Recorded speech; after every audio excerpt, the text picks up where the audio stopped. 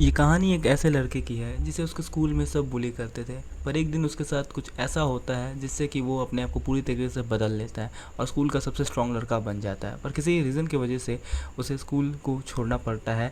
लेकिन एक दिन उसे एक ऑफ़र मिलता है स्कूल जाने के लिए फिर से, और ये ऑफ़र उसे किस लिए दिया गया था और क्या वो लड़का इस ऑफ़र को एक्सेप्ट करेगा या नहीं करेगा, ये आपको इस कहानी में पता चलेगा। और ये पता लगाने के लिए आपको ये वीडियो एंड तक देखना पड़ेगा। तो सभी को राधे राधे मेरी तरफ से।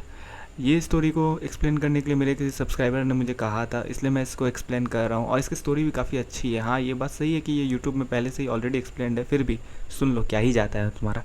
ओके, तो स्टोरी के स्टार्टिंग में हमें दिखाया जाता है कि स्कूल के सभी स्टाफ चेयरमैन रूम में है और वो किसी प्रोजेक्ट के बारे में बात कर रहे होते हैं जिसका नाम है द डेजिग्नेटेड बुली। इसके बाद हमें एक लेडी को दिखाया जाता है जो कि बोल रही होती है पूरे स्टाफ को कि स्कूल में वायलेंस ख़त्म करने के लिए और सभी बुली करने वाले बच्चों को सबक सिखाने के लिए हम लोग अपना एक बुली स्टूडेंट स्कूल में सीक्रेटली भेजेंगे, जो सिर्फ स्कूल के जितने भी बुली स्टूडेंट्स हैं उनसे डील करेगा। इस पर चेयरमैन उस लेडी से पूछता है कि क्या तुम्हारे नज़र में ऐसा कोई है जो हमारा ये काम कर सकता है। और ये सीन यहीं शिफ्ट होता है और हमें दिखाया जाता है कि कुछ बुलीज एक लड़के को तंग कर रहे होते हैं और उससे उसके सारे पैसे छीन लेते हैं। इतने में उन लोगों का लीडर आ जाता है और जो बंदा उस लड़के को तंग कर रहा होता है उसे बोलता है कि ये सब छोड़ के मेरे लिए जाकर सिगरेट लेकर आ। और फिर से यहाँ ये सीन कट होता है और हमें एक स्टोर को दिखाया जाता है जहाँ एक लड़का काम कर रहा होता है कि तभी वहाँ दो टीनेज लड़के और लड़की आते हैं और उस लड़के से सिगरेट देने को कहते हैं। लेकिन वो लड़का उनसे उनकी आईडी मांगता है और कहता है कि बिना आईडी कार्ड के मैं आपको सिगरेट्स नहीं दे सकता, और उन्हें वहाँ से जाने के लिए कहता है। लेकिन वो टीनेज लड़का ये बात सुनकर काफ़ी गुस्सा हो जाता है और उस वर्कर का कॉलर पकड़ कर उसे मारने की धमकी देता है। लेकिन तभी वहाँ शॉप का ओनर आ जाता है और उन्हें बोलता है कि तुम लोग झगड़ा बाहर जाके करो। ये सुनकर वो वर्कर भी थोड़ा चौंक जाता है और ये सीन यहीं कट होता है। और हमें दिखाया जाता है कि बाहर वो टीनेज लड़का उस वर्कर का कॉलर पकड़ कर है और उसे बोलता है कि अब तो तुम शॉप के बाहर हो, अब तुम्हें डर लग रहा होगा ना। जिस पे वो वर्कर उसे बोलता है कि मुझे जाने दो, मैं तुम्हें सिर्फ 3 सेकंड्स देता हूँ। ये सुनकर वो टीनेज लड़का और गुस्सा हो जाता है और उस लड़के को मारने जा ही रहा होता है कि तभी हम देखते हैं कि वो टीनेज लड़का खुद ज़मीन पर पड़ा है और वो लड़की उस टीनेज वाले लड़के को उठा रही होती है। जैसे ही उसे होश आता है वो उस लड़की से पूछता है कि मुझे क्या हुआ था। तो वो लड़की उसे बताती है कि तुम बेहोश हो गए थे एक झापड़ खाते ही। ये सुनते ही वो लड़का उस लड़की को बोलता है कि जाके और बंदों को बुला कर लाओ फ़ोन करके। और टीनेज लड़का उस वर्कर से पूछता है कि क्या तुम यहाँ नहीं रहते हो, क्या तुम्हें नहीं पता मैं कौन हूँ। ये सुनते ही वो वर्कर उस टीनेज वाले लड़के के कंधे में आहिस्ता से हाथ रखता है और ज़ोर से दबा देता है, जिससे वो लड़का दर्द से चीखने लगता है। तभी वहाँ उस लड़के के सारे साथी आ जाते हैं और एक मोटा लड़का उस वर्कर को अपना इंट्रो देता है और उससे कहता है कि मेरा नाम डायहान है और मैं नाइडोंग हाई स्कूल से हूँ। और फिर वो मोटा लड़का उसे मारने जा ही रहा होता है कि तभी वो वर्कर उसे एक झापड़ मारता है और वो वहीं गिर जाता है। और बाकी लड़कों से वो वर्कर कहता है कि तुम लोग सब एक साथ आओ ताकि ये मैटर को मैं जल्दी ख़त्म कर सकूँ। सभी लोग उस वर्कर को मारने के लिए आगे बढ़ते हैं, पर वो वर्कर एक एक करके सभी को मार कर ज़मीन में ढेर कर देता है। पर उसे रियलाइज़ होता है कि एक लड़का अभी भी बचा हुआ है और वो फिर उस लड़के से पूछता है कि क्या तुम मुझसे नहीं लड़ोगे। तो फिर वो लड़का उससे पूछता है कि क्या तुम दाइजून हो जो नाइडोंग हाई स्कूल में पढ़ता था। और यहाँ हमें पता चलता है इस लड़के का नाम दाइजून है। ये सुन के वो लड़की भी बोलती है कि क्या दाइजून एंचोन एरिया का लीडर जिसके मुक्के की तुलना लोग गोली से करते थे, देख रहे हो चोर लड़के की। फिर वो लड़का डाइजून से माफ़ी मांगता है और बोलता है कि ऐसा दोबारा नहीं होगा, जिसके बदले डाइजून बोलता है कि ऐसा दोबारा होना भी नहीं चाहिए और उसे पूछता है कि इन लोगों का क्या करना है। तो वो लड़का उसे बोलता है कि वो उन लोगों को हॉस्पिटल ले जाएगा।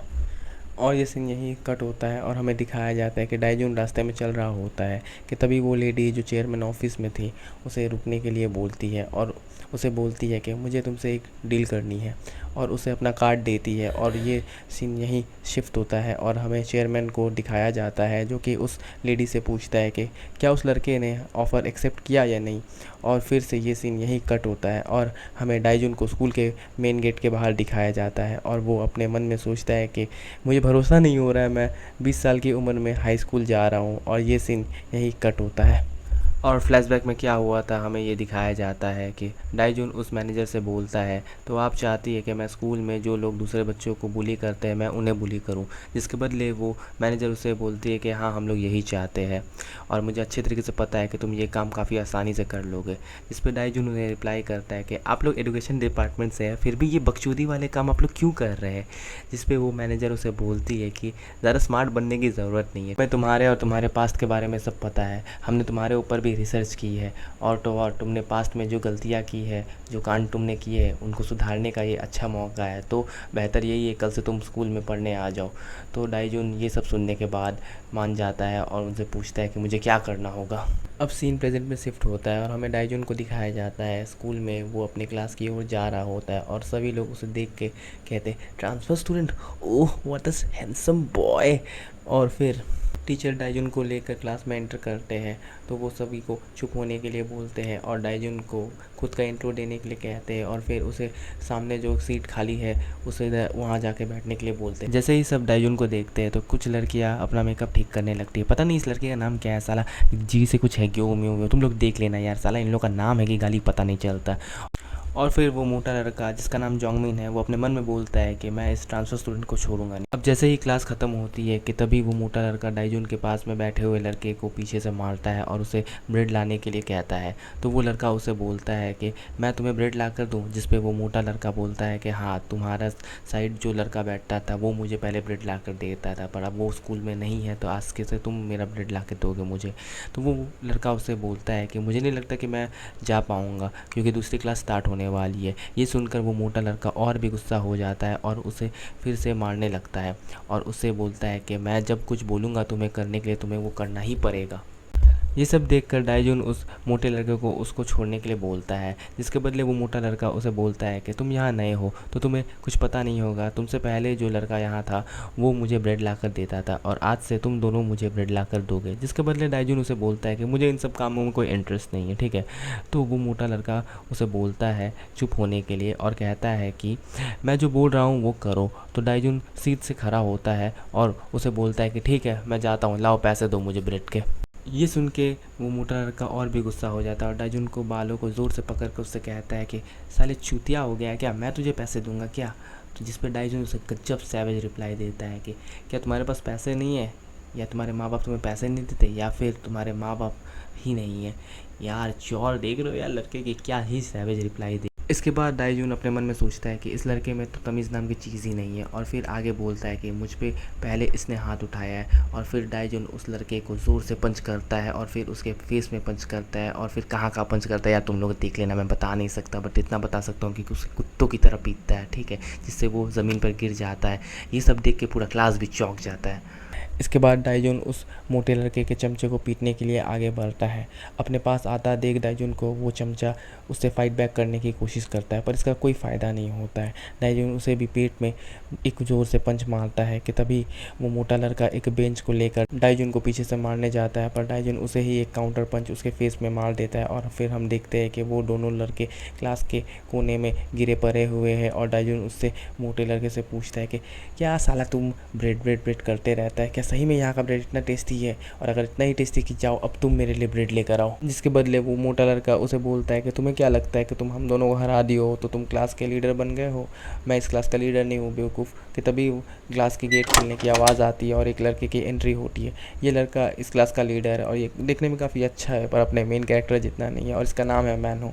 और वो क्लास में एंटर करते ही डाइजुन को बोलता है कि तुम कौन हो और अपने फर्स्ट डे में तुम यहाँ सीन क्रिएट कर रहे हो क्या, तुम इस क्लास का लीडर बनने की कोशिश कर रहे हो क्या। जिसके बदले डाइजुन उसे देख के बोलता है कि तो तुम हो इस क्लास के सबसे बड़े बदमाश, हाँ, और तुम लोगों का मसीहा आ गया है। इसके बाद मैनहो उन दोनों लड़कों से गब्बर का डायलॉग देते हुए बोलता है कि तुम लोग दो थे और ये एक था फिर भी हार गए, बहुत नाइंसाफ़ी है।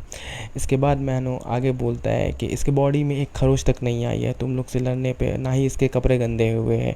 अब मुझे ये मत बोलना कि तुम लोग ने इस पर एक क्लीन हिट भी नहीं किया है। और फिर वो आगे डाइजुन की तरफ बढ़ता है।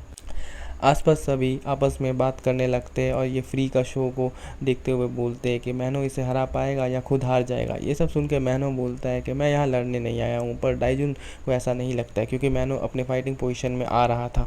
डाइजुन अपने मन में सोचता है कि इसके स्टांस को देख के लगता है कि ये एक किक बॉक्सर है और ये मुझ पर कभी भी अटैक कर सकता है। इसके बाद मैनो डाइजुन की तरफ आके बोलता है कि जो हुआ वो हो गया, अब ये सब छोड़ो, मेरा नाम मैनो है और तुम्हारा नाम।